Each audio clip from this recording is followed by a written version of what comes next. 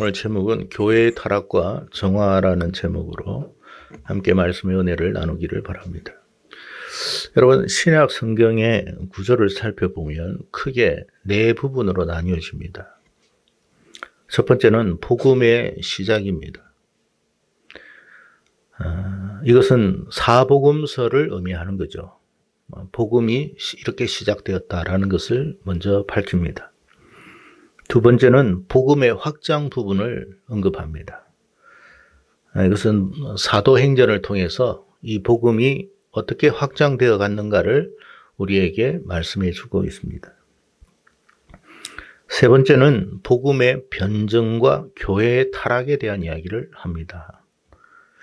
복음의 변정이 뭐냐면 복음이란 무엇인가에 대해서 말씀해 주시는 것인데 로마서가 대표적으로 그러한 책이라고 우리가 볼 수가 있을 것 같습니다. 그리고 로마서 이후에 고린도 전서부터 유다서까지 뭘 이야기하느냐 하면 교회가 어떻게 병들어 가느냐, 타락하고 있느냐 하는 것을 설명해 주고 있어요. 그러니까 하나님은 이 세상이 어떻게 되어져 가는지 또 교회가 어떻게 되고 있는지도 이미 알고 계세요. 그리고 마지막에는 계시록을 통해서 교회를 정화시키고 하나님께서 재림하시고 심판하실 것을 말씀해 주셨습니다. 그래서 이 신약은 크게 네 부분으로 나뉘어진다라고 우리가 알 수가 있습니다. 오늘 우리가 읽은 이 스가랴 13장의 말씀은 세상 끝날에 있게 될 교회의 정화와 심판에 대한 이야기입니다. 마지막 때의 세상 끝에는 하나님께서 교회를 정화하실 것이고 그리고 심판하실 것이다 라는 말씀을 하십니다. 자, 그렇다면 스가랴 13장은 주님께서 교회를 정화하시고자 하는 이유가 뭐냐? 왜 교회를 정화하시느냐? 주님의 몸된 교회인데 정화할 이유가 뭐냐? 라는 그 이유에 대한 부분을 이야기하고 최종적으로 하나님의 백성들을 어떻게 정화해서 구원할 것인가에 대한 이야기를 하고 있습니다.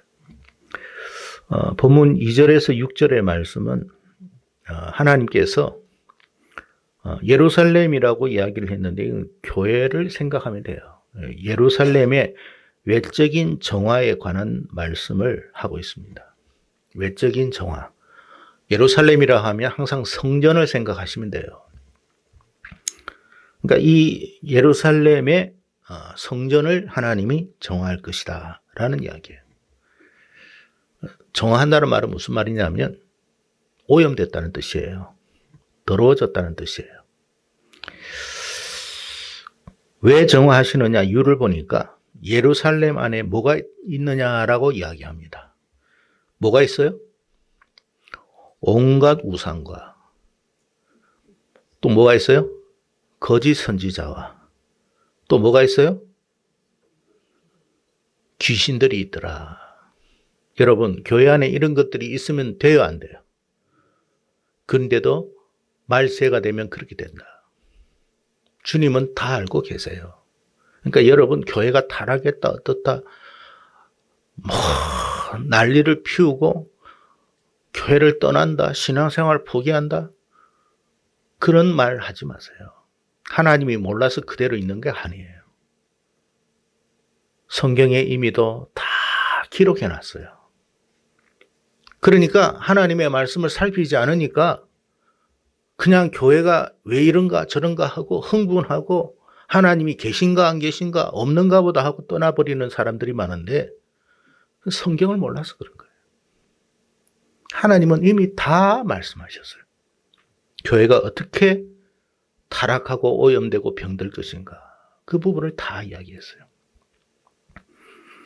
그러니까 여러분, 교회 안에는 온갖 우상이 있다. 그리고 거짓 선지자가 있다. 귀신들이 있다라고 말합니다. 자, 7절에서 9절은 무슨 말이냐면 교회의 외적인 정화 말고 이제는 내적인 정화를 이룰 것이다. 그 이야기를 하시는 거예요. 내적인 정화라는 게 뭐냐면 하나님의 백성들을 어떻게 하신다고요? 불 가운데 던져버릴 것이다. 불 가운데 던진다는 말은 무슨 말이에요? 우리의 삶이 어떻게 된다는 거예요? 예? 굉장히 어려워질 겁니다.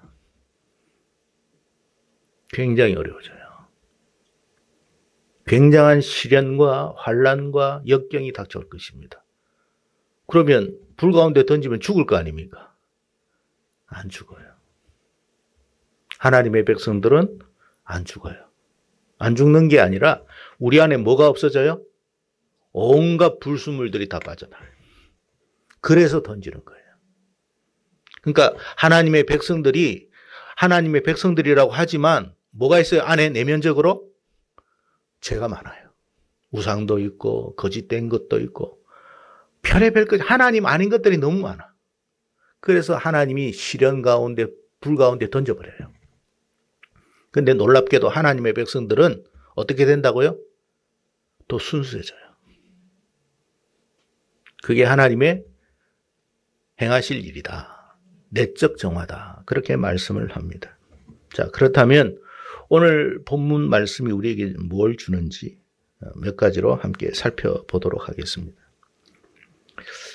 조금 전 제가 2절에서 6절 말씀 언급했던 것처럼 하나님께서 외적 정화, 교회의 외적 정화를 이루실 것이라고 하였습니다. 자, 예루살렘 안에는 뭐가 있다고요? 세 가지가 있다고 그랬죠. 뭐가 있어요? 우상들, 또 거짓 선지자, 또 뭐가 있어요? 교회 안에 이런 것들이 있다. 하나님이 보고 계시는 거예요. 귀신이 역사하는 것도 보고 있어요. 다 보고 있어요. 그냥 내버려 두고 있어요. 그러나 때가 되면 어떻게 한다고요? 다 제거해버려요. 그러니까 이것은 말세 때에 교회가 얼마나 심각하게 병들고 타락할 것인가를 하나님이 말씀해 주셨어요. 자, 그러면 이미 이 말씀을 우리가 알고 깨달은 사람은 어떻게 해요? 교회가 비록 그렇다 할지라도 뭐 하지 말라? 요동하지 말고 하나님이 행하실 것을 어떻게 해요? 기대하고 믿음으로 인내하며 기다려라. 그 말이에요. 여러분, 하나님의 자리에 우상이 있어요. 자, 그 말은 우리가 여러분 이 말세의 이 세상을 살아가면서 지금 우리 교회 안에 하나님 아닌 것이 혹시 있지는 않은지를 살펴봐야 돼요. 하나님 아닌 것이 하나님의 자리에 앉아 있는 것은 없는지 깊이 생각해 보라는 거예요. 뿐만 아닙니다. 교회 안에는 진짜 하나님의 참된 종들만 있어야 되는데 그렇지가 않아요. 거짓된 종들이 많다 그랬어요. 마태복음 24장에도 주님께서 말씀하셨죠. 세상 마지막 때에는 뭐 어떻다고요? 거짓 선생들과 적그리스도들이 많이 일어날 것이다. 그래서 자, 그러면 이 말씀 안에서 우리는 뭐 어떻게 해야 돼요? 분별하라. 그 말이에요. 뭐 하라고요? 분별하기 위해서는 뭐 어떻게 해야 돼요? 영적으로 자야 돼요? 깨어 있어야 돼요? 영적으로 깨어 있어야 될 것이다. 영적으로 깨어 있으려면 어떻게 해야 돼요? 우리가 하나님의 말씀을 살피고 기도해야 됩니다. 그 방법밖에는 다른 방법이 없어요. 우리 스스로의 힘으로 거짓인지 참인지를 어떻게 알아요? 기준이 뭐로 우리가 여러분 거짓인지 참인지를 알겠습니까? 몰라요, 여러분. 하나님이 깨닫게 해 주셔야 하는 거예요. 아이고, 나는 목사님 잘못 만나가지고 속아가지고 그래 됐습니다. 마지막 때 그 소리 한들 되는 게 아니에요. 이미 내가 다 가르쳐 줬잖아. 네가 영적으로 깨어있지 못하고 분별하지 못하니까 그래 된 거 아니야. 누구 잘못, 누구 탓할 필요가 없어요. 자기 신앙 자기가 지켜야 돼요. 자, 그다음 교회에서 성령으로 충만할 거라고 생각했는데 뭐로 충만해 있다고요? 귀신들이 가득하다. 자, 귀신들이 있으면 어떤 역사가 있을 것 같아요? 거짓 기적이 일어납니다. 그러니까 기적이 일어난다고 다 성령의 역사가 아니에요. 귀신들이 거짓 기적을 일으켜요. 자, 한번 봅시다.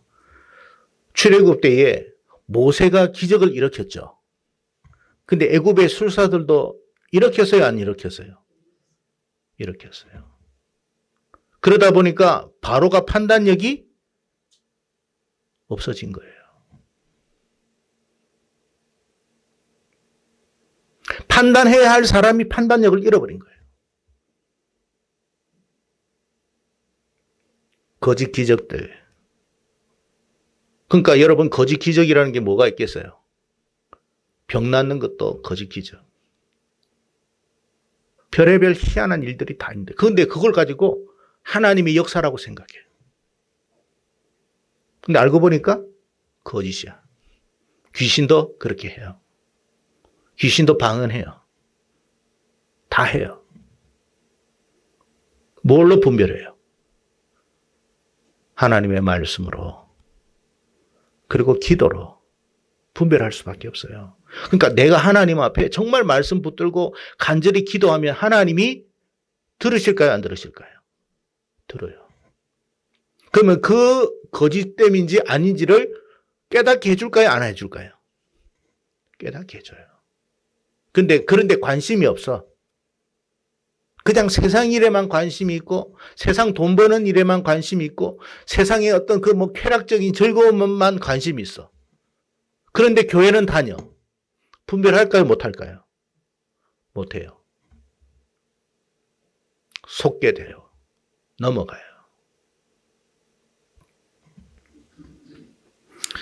여러분, 성경은 분명히 우리에게 말씀했어요.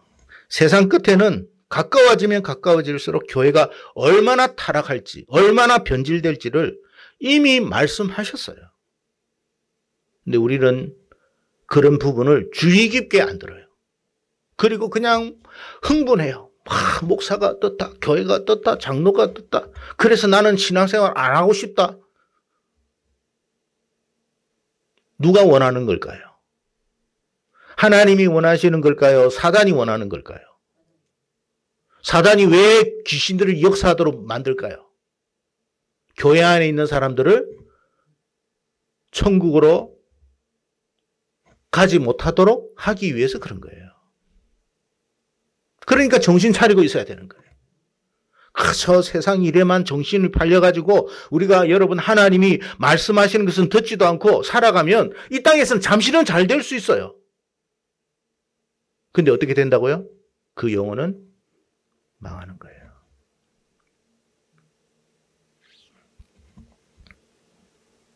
그래서 마태복음 24장 다시 말씀드립니다만 주님께서 미혹하는 거짓 선지자들과 적그리스도를 조심하라 라고 했던 거예요. 마지막 때 그렇다. 주님이 이런 당부를 했는데도 깊이 생각 안 해요. 그저 먹는 것, 마시는 것, 누리는 것, 그게 중요하다고 생각해요. 오늘 제가 새벽 기도에도 말씀드렸죠. 먼저 그 나라와 의를 구해라. 왜 하나님이 먼저 그 나라와 의를 구하라고 이야기하나? 우리가 해야 할 일이에요. 그러지 않으면 돈은 많이 벌었는데 마지막에는 지옥 가요. 정신 차려야 돼요. 이단들이 지금 교회 안에 왔다 갔다 해야 안 해요? 안 할 것 같아요? 합니다.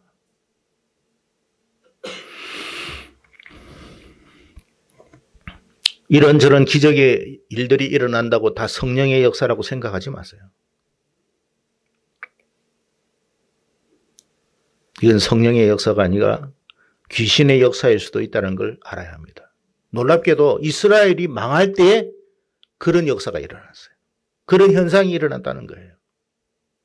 그래서 우리가 그 역사를 보고 배우고 경계를 가지고 살아가야 되는 거예요.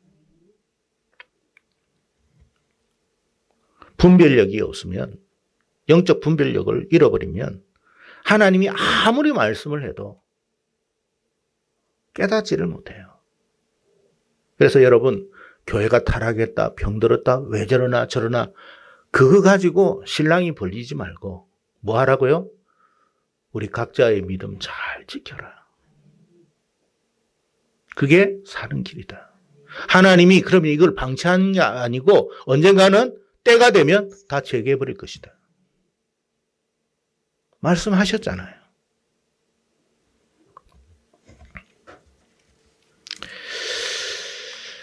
그래서 여러분, 우리가 교회 안에 여러 가지 문제, 어려움이 있다고 해서 여러분 너무 낙심하지 마시고 끝까지 믿음을 잘 지켜나가는 일에 힘을 쓸 수 있기를 축복합니다.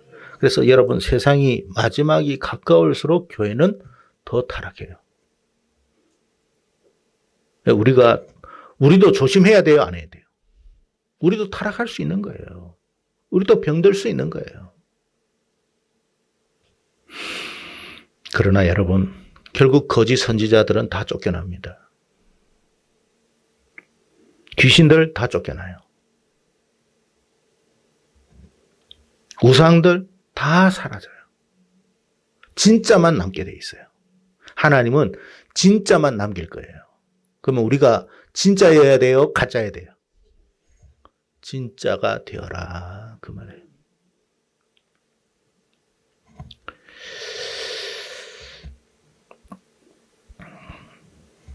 (3절의) 말씀을 보면 오늘 사람이 아직도 예언할 것 같으면, 자, 읽어봅시다. 시작.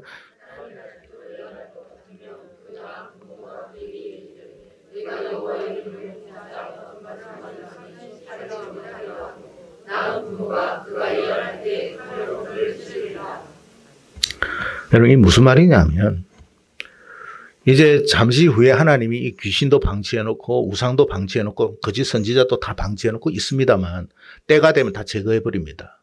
제거할 때 하나님께서 완전히 제거해버리거든요. 하나도 안 남기고 제거해버립니다. 그때 거짓이 이제는 더 이상 들어올 수가 없어요.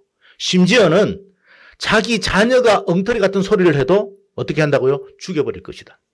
그런 상황이 일어날 것이다 그랬어요. 여러분, 더 이상 이제 아무리 혈육이라도 거짓에 미혹되고 진짜가 아니면 제거 대상입니다. 그러니 우리가 믿음을 가지되 어떤 믿음을 가져야 되는지 잘 생각하십시오. 대충의 믿음을 가지고 있어서는 안 됩니다. 확실한 믿음을 가지십시오. 진짜 하나님께서 원하시는 믿음을 갖도록 애쓰십시오. 하나님이 보실 때 참 믿음이라고 인정받을 수 있도록 우리 자신을 부단히 하나님 앞에 내려놓고 엎드려 기도하십시오. 지금 하나님, 제 믿음이 어떠한지 하나님의 불꽃 같은 눈동자로 살펴주시고 제 안에 아닌 것들을 제하여 주시고 하나님이 기뻐하실 것만 남게 하여 주시옵소서. 그걸 우리가 우리 자신을 위해서 기도해야 돼요. 나는 괜찮아. 나는 상관없어. 이미 구원받았어. 아니에요, 여러분. 하나님이 우리를 구원을 보장하셨고 약속하신 것은 하나님의 입장이에요. 그러나 우리는 우리의 역할을 해야 돼요.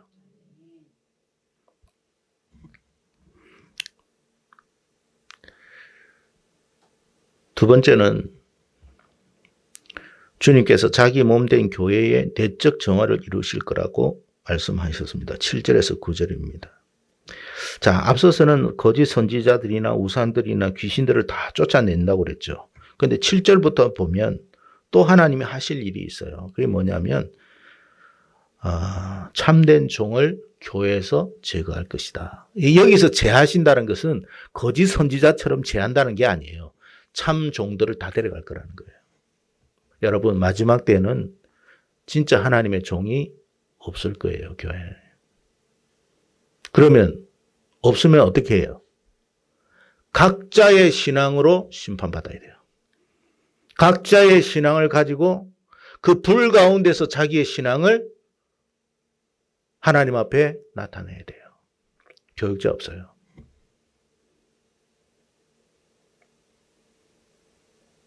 그러니까 여러분의 믿음은 여러분이 지킨 거예요. 아유, 뭐, 우리 교회는 좋은 목사님이 계셔가지고, 뭐, 괜찮아. 아니요. 다 데려갑니다. 먼저 데려갈 거예요. 어떻게 데려가시느냐? 두 가지 방법이에요. 순교를 통해서 데려가시고, 두 번째는 흔적도 없이 사라지게 할 거예요. 그러면 여기 누가 남아요? 성도들만 남아요. 각자가 알아서 신앙생활을 해야 돼요. 그런데 어디에 던진다고요? 불 가운데 던질 거예요. 믿음이 제대로 서 있지 않으면, 뿌리 내려 있지 않으면 그 불 가운데 버틸 수 있을까요? 없을까요? 못 버텨요. 주님이 그렇게 하실 거라고 그랬어요. 잘 보세요. 주님께서 이 땅에 오셨지만 하나님이 데려가셨잖아요. 십자가를 통해 가지고. 물론 우리의 구원을 위해서 이루시기 위해서 데려가셨죠. 그리고 각자 제자들이 그대로 남았어요. 그리고 자기 신앙 자기가 이제 챙겨야 돼요. 여러분이 각자 자기의 신앙을 챙겨야 되는데 그럴 만한 어떤 믿음의 어떤 자신과 용기와 그런 모습을 여러분 스스로가 갖추었는지를 점검하십시오. 아무도 여러분에게 지도해 줄 사람이 없어요. 우리가 한번 가령 가까운 예를 들어서 저 북한을 한번 보세요. 북한에 목사님이 계셔요? 안 계세요?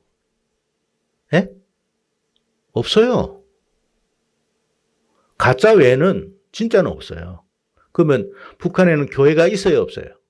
지하 교회가 있냐고요? 있죠? 목회자는 없어요. 누가 남아요? 성도들만 남아있어요. 그런데도 믿음이 있는 사람은 그 신앙 지켜요. 똑같은 일이 일어날 거예요. 하나님이 우리 교회, 우리나라는 목사가 너무 많아. 뭐 다음 주에 또 뭐 말씀 들으면 되지 뭐. 그게 다음 주에 들을 수 있을지 없을지 여러분이 뭘로 확신합니까? 할 수가 없어요. 분명히 이거는 제 이야기가 아니라 주님이 그렇게 하신다고 했으니까 먼저 데려갈 거예요. 자기 종들 다 데려갈 것이다.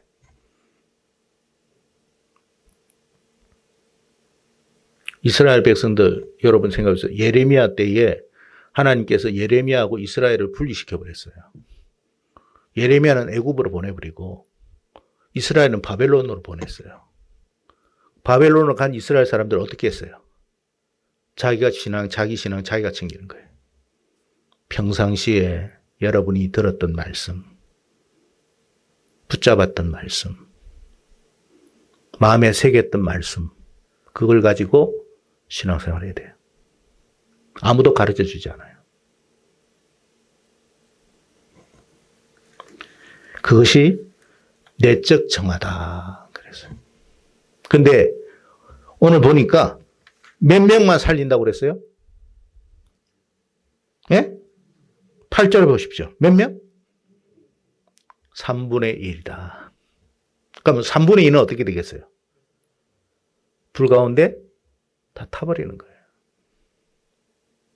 자기 신앙, 자기가 하나님 앞에 증명하는 거예요.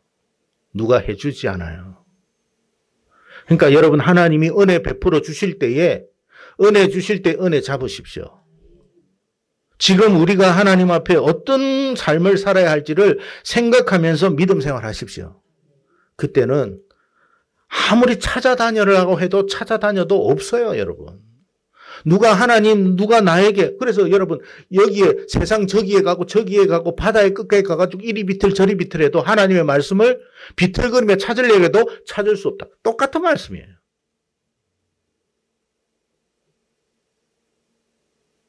교육자 없어요. 지금 많죠, 우리나라는. 이제는 없을 거예요. 그 은혜 때에, 은혜 주실 때만 한정된 거예요. 여러분도 이제 제가 없이 만약에 여러분 스스로가 이제 신앙생활을 각자 해야 돼요. 여기 누가 모아주지도 않아요. 뭐 여기 목회자도 없는데 누가 모아주겠어요? 뭐 없는데 여기 와가지고 누가 일을 그거 하겠습니까? 자기가 알아서 하는 거지.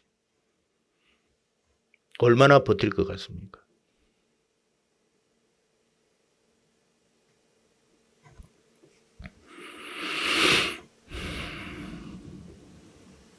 그래서 여러분, 어떤 유명한 교육자나 뭐 어떤 사람들이 내 신앙을 책임질 거라는 착각에 빠지지 마세요. 어떤 교회를 다니면 좋은 교회니까 내 신앙 유지할 수 있다 생각하지 마세요.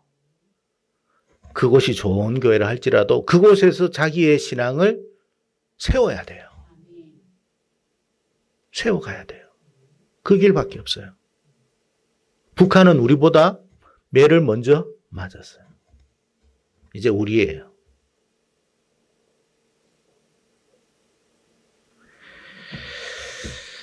(7절에) 보니까 카라 깨어서 내 목자 내 짝된 자를 치라 그랬어요.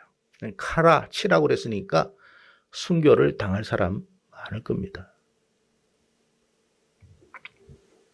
그러니까 여러분, 순교자들만 신앙을 지키겠죠. 순교를 당하더라도 자기 신앙 지키는 거예요. 근데 그것이 불행한 죽음이 아니에요. 하나님이 데려가시는 거예요.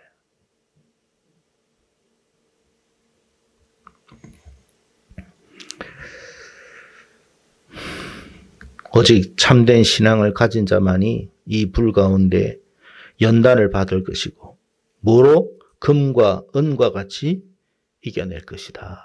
그러니까 어떤 사람은 금과 같은 믿음으로, 어떤 사람은 은과 같은 정도의 믿음으로. 믿음의 정도가 달라요. 여러분은 어떤 믿음을 가지기를 원합니까? 이왕이면 금과 같은 믿음이 되기를 축복합니다.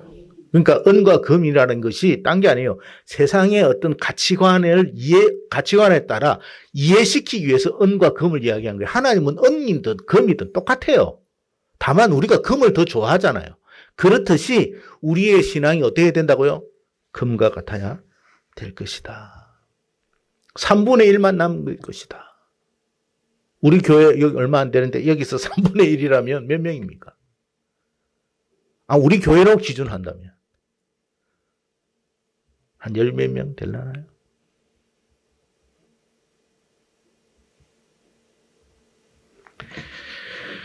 하나님의 말씀은 1.1획도 틀린 바가 없어요. 과거 이스라엘 예루살렘의 사람들이 다 자기는 하나님의 자녀요, 백성이요, 그런 사람이라고 생각했어요. 근데 실제적으로는 아니었어요. 우리가 여러분, 불과 같은 연단을 받았을 때에 비로소 진짜인지 가짜인지를 드러난다, 확인할 수 있을 거예요.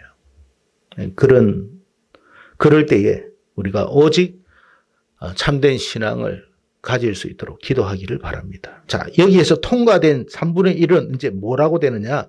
통과된 사람들에게 한해서 하나님이 말씀하십니다. 그들이 기도할 때 뭐라고 한다고요? 자, 9절 다시 읽겠습니다. 시작.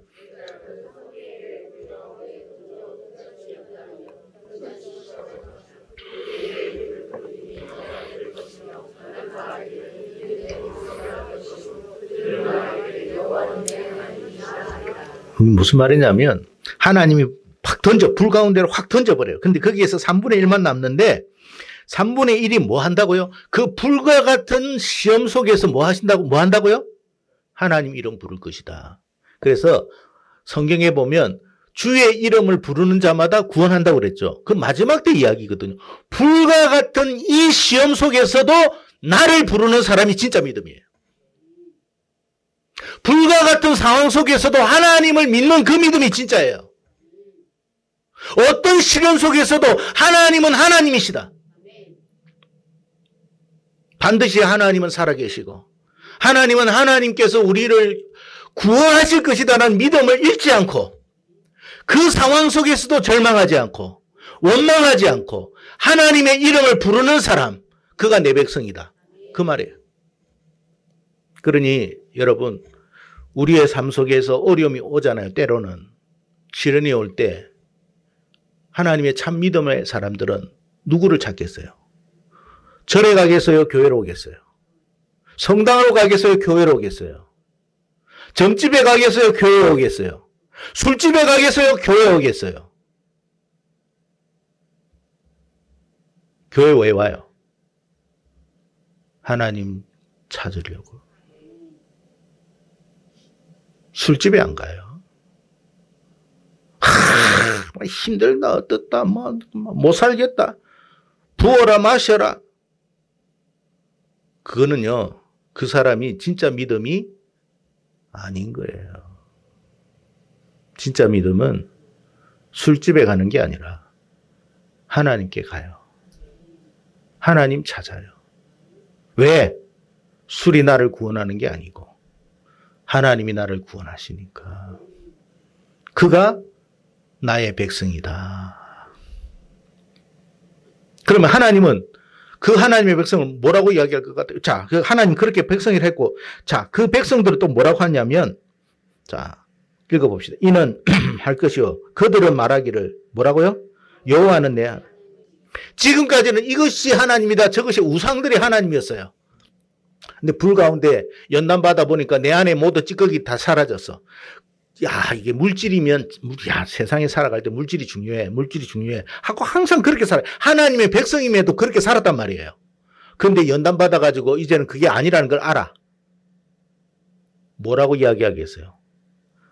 여호와만이, 말씀만이, 언약의 하나님이 진짜 나 하나님입니다. 하나님, 저는 물질을 이제 더 이상 의지하지 않습니다. 세상의 명예, 쾌락 의지하지 않습니다. 나는 하나님만이 나의 하나님이십니다. 그 말이에요. 그게 진짜 이제 순수해진 거예요. 지금은 이것도 하나님, 저것도 하나님.